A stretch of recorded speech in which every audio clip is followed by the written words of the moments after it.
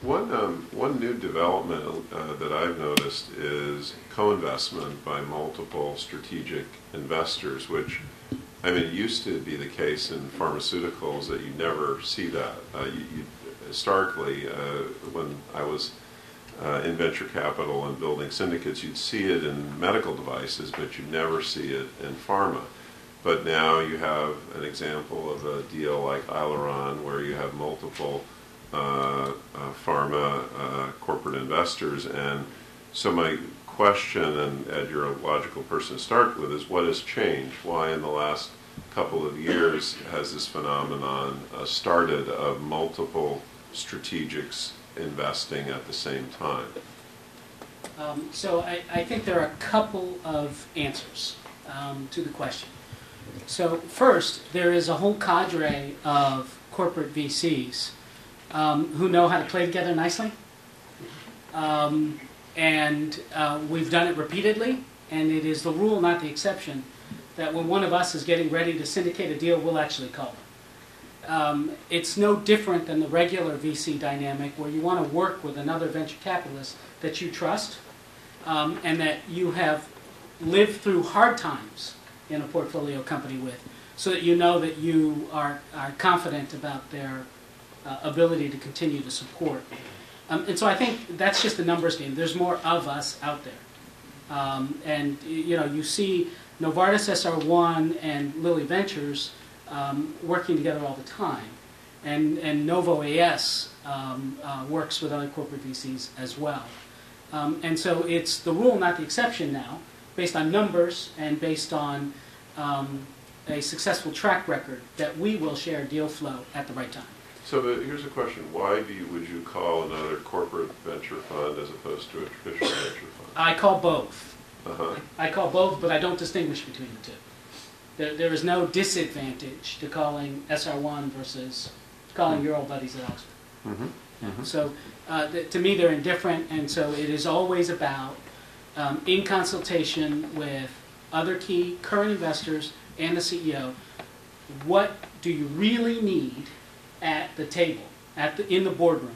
What skill sets, what diverse skill sets do you need to continue to build that board out? That's our first principle.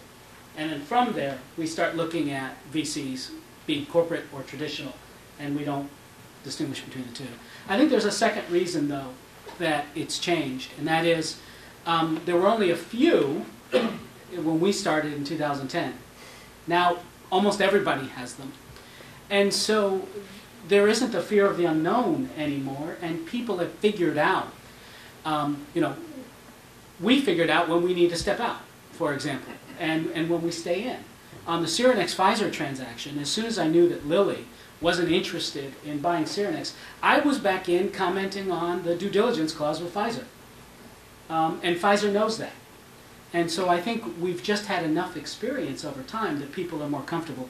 The third is, and you asked me to talk about Aileron, the third is some CEOs and some venture capitalists think it's better to have two than to have one, because then the proof is in the pudding that you're not beholden to one. And Aileron is strange. It's the only one I know of where 4 different corporate VCs are in a deal. When I first heard of this, I turned my nose up at it just because I knew who was looking at it. And then we did due diligence and fell in love with the technology, and so that became secondary. The other thing I thought of after our prep phone call that would be interesting to your audience is, as long as you have corporate VCs that you can trust, and you can check on all of us. It's one thing for us to talk, but go talk to the CEOs and the other venture capitalists we've invested with. That's how you find out what we're really like. Except don't call Gert, because he'll talk poorly about me. When you guys, pre-you, bought Conforma, there was a competitor, and you might know who that is. Yep. And Maxine Gowan from SR1 and I were on the board. And the banker was pushing to get a written term sheet from that other company, and there was a delay, and there was enough of a delay, it was a couple days, that the banker had to ask the question, what's up? Why are you delaying?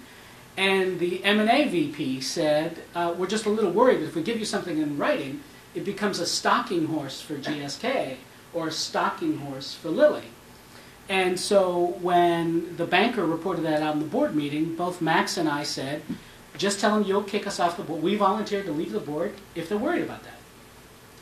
GSK and Lilly are not at play, so there isn't a conflict. And the banker went back to that company, you've got to be careful not to say who it is, that company, offered it up, they never took us up on it. Simply knowing that we weren't worried about that solved the issue. So I think the two big drivers, there's a lot more of us, so the numbers have changed. And secondly, some hold the opinion that having two is better than having one.